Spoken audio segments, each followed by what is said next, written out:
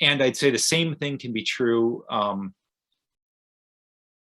of people that go deep in relationship with the natural world. It can spill over into spiritual encounter, even when they're not necessarily directly looking for it. And when I began consciously leading wilderness trips and retreats, integrating the Christian tradition and prayer practices with wilderness experience, one of the reasons that I felt led to do that, in addition to my own experience in that area, was I was working in more of a secular wilderness environment as a guide and survival skills teacher. And I kept encountering people who had done a NOLS, which is the National Outdoor Leadership School, or an Outward Bound program. And these are like month-long programs or more, sometimes semester length, for high school students, college students, or recently out of college. And I kept meeting people that had been to one of those programs, and the program would often have a solo day or 3 days at the end.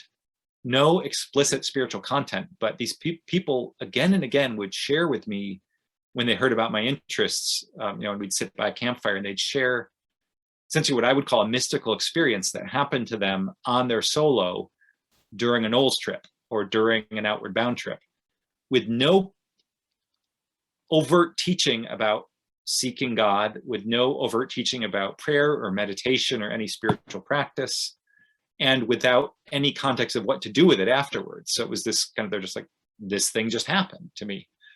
And it's been with me the rest of my life. So I would talk to people 10 years after the fact or 20 years after the fact. And so that, I think, to me, is another example of this. You grow in relationship with the natural world, and then it can spill over into this divine encounter, even if largely unbidden, with just a little hint of openness.